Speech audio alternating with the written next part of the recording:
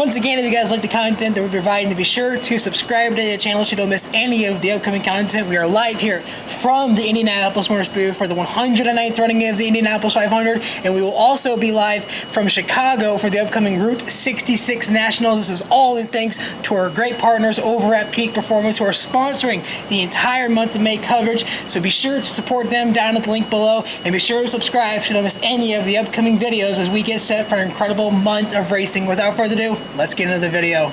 So far, the most laps run today, the sophomore driver who's put 84 on the board, the fewest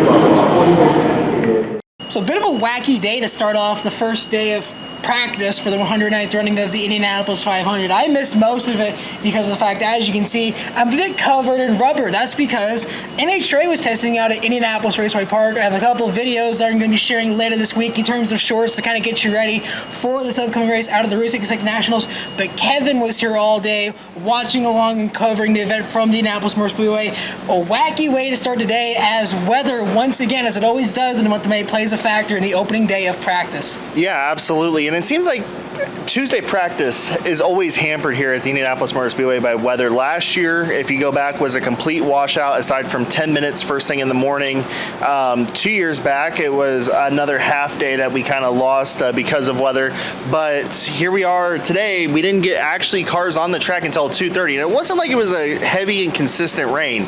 It was more of like a sprinkle that persisted from literally about 9:30 in the morning all the way until about 2 o'clock. They had the track drivers out trying to stay ahead of what was coming down and try to get what had residually built up off, and we were finally able to get cars out about 2:30.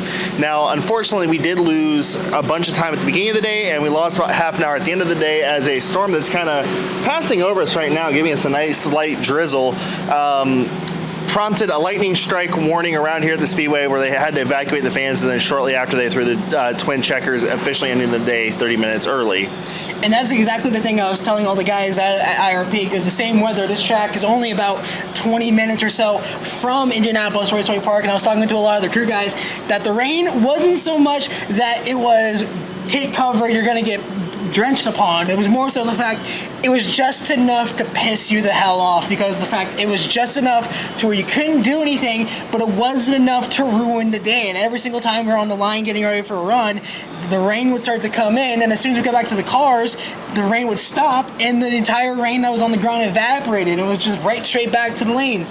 But when we did get running again here at the Indianapolis Motor Speedway, we saw mostly what seemed to be race pack running in preparation for next Sunday's race. What did you see in the times that you were able to go out there and watch? Yeah, so a lot of today, and probably a lot of what we see tomorrow, if we do get it tomorrow, was very much race trim oriented. What we saw last year was we lost all day, as mentioned, on the Tuesday practice, and we lost the first half of the Wednesday practice last year, which took away a lot of the race running, because starting on Thursday, what the teams will do is they'll start to trim back the cars.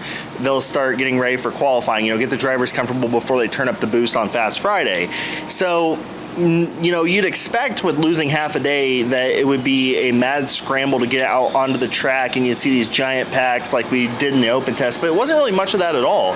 Actually, in fact, I think the biggest pack that I saw was 11 or 12 cars in total, and half of those were Chip Ganassi Racing, either them or Chip Ganassi Racing affiliated cars with the Meyer Shank team. We saw a lot of, solo, maybe 2-car packs, if you want to call it that. It was really kind of a laid-back session. And then on top of all of that, one of the newer teams here in the IndyCar paddock, surprisingly, did not have a lot of on-track time, especially considering we have 34 cars. One of these teams is in a lot of trouble early. Yeah, and that would be Prema Racing, the new kids on the block. Now, with Prema, they don't really have any technical alliances. We talk about AJ Foyt and Penske and Meyer Shank and Chip Ganassi and all of those, satellite teams and alliances. Prema's kind of on their own, and they are completely brand new this season to IndyCar racing. We saw them at the open test. Those were in fact the road course cars. The cars that they have here for the actual 500 are brand new, out of the wrapper chassis, and all the way up until probably about 3:30, 4 o'clock, especially Robert Schwartzman's car, who was running really behind in terms of prep of that machine. That car was just going through tech the first time around 4 p.m. So they didn't really get much running at all. And as for the sister car with Kalamilot, they were a little bit behind as well. They got the car out quicker and started to do shakedown laps a little bit quicker, but they're still about a full mile an hour off the pace. And as we look ahead towards qualifying already, alarm bells are ringing at that Prema camp because there's, again, 34 cars going for 33 spots. 1 car is going home. And when we looked at the order of the drivers that were coming here this weekend, there was about 2 drivers that was on everybody's radar for cars to go home. That being the 51 Rick Ware car because of the history of that car, and also this new Prema team with both cars, especially with Schwartzman starting. This is his first time running a big oval. Yeah, absolutely. I mean, when we get to Sunday qualifying this coming Sunday, there's going to be 4 cars fighting for 3 positions, and it's never a fun position to be in when both of your cars are in that last row shootout. Now, you're guaranteed to get one in, but you don't want to send one home. And with that being said, we again look at the top 10 here. We're going to look at the tow speeds, as most of the teams out here, we're more focused on pack running, race running, getting the cars shaking down ahead of tomorrow's practice. We're going to have a full day. We'll look at the top 10, but first, of course, we have a word from our partners over at Peak Performance. Protect your vehicle with Peak Original Equipment Technology. Our formulas match the vehicle manufacturer's technology requirements so that we have the perfect match for every vehicle. And at the conclusion of day 1 practice, Will Power will top the timesheets with a 227.026. His teammate Joseph Newgarden is right behind at a high 226 and a 226.9 bracket. And in 3rd place, you have the best of the Chip Ganassi Racing entries and the best of the Hondas with Alex Pillow. 4th place, Scott Dixon. 5th place, and the 3rd of the Team Penske cars, the number 3 of Scott McLaughlin.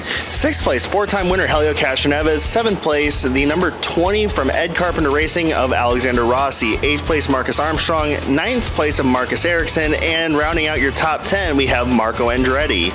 And looking at the bottom of the timesheets for day 1 of practice, we have a little bit of a surprise in 29th with Pato O'Ward in his Aero McLaren Chevrolet. 30th place, we have rookie Louis Foster in that number 45 Ray Hall Letterman Lanigan Honda. Similarly, in a Ray Hall Letterman Lanigan Honda, we have Takuma Sato in 31st, who is in a brand new car after crashing his primary race car in the open test here last month. 32nd place, we have Rocket Renus VK in the number 18 Dale Coyne Racing Honda. And rounding out your top 33, we have Robert Schwartzman, as aforementioned, shaking down a brand new car. And similarly, from that Prema team in 34th, we have Kalamilot. And looking ahead for tomorrow, we have a big story to follow up on as we get set for this weekend's qualifying action. Of course, with Kyle Larson competing in the double of the Coke 600 and Indianapolis 500, they have already committed that if rain, like we have right now, persists on race day, he's going to be making the jump down to Charlotte to compete in the 600. That now brings the question, who would be the fill-in driver? And of course, everybody already knows is going to be Tony Kanaan. He was supposed to do his refresher test today, but because of the rain, that got moved to first thing in the morning, I believe at 10 a.m. to start the day off. Yeah, absolutely. And for Tony Kanaan, for as many times as he's been around this track through all the many years, it's only been 2 years since he stepped out of one of these cars. So it shouldn't take too much for him to get up to speed, but there is a full 2 hours set aside tomorrow for him to get reacquainted with these cars. And for him, it is going to take a little bit of a learning curve because the new thing with that, he's never raced with a hybrid system. So that is going to be a big story to follow up on as we get set for this weekend's qualifying and, of course, the upcoming race for the 109th running of the Indianapolis 500. So if you want to keep up with all the action, be sure to subscribe to the channel so you don't miss any of the upcoming videos that we have for the month of May, as well as the upcoming Route 66 Nationals in Chicago this upcoming weekend. We're going to be having dual coverage from both here at the Speedway and up in Joliet, Illinois. So you don't want to miss any of the upcoming videos that we have planned. Also, be sure to follow us along on social media. Mighty Matt Go Through on Facebook, Twitter, Instagram, and TikTok, and be sure to share the video with everybody you know so they can be addicted to the world of drag racing and, of course, the world of open-wheel Indy car racing. And be sure to comment down below what you think of today's practice and, of course, this upcoming race in Chicago. And until tomorrow afternoon here from the Indianapolis Motor Speedway, this is Mighty Mac. We'll see you next time.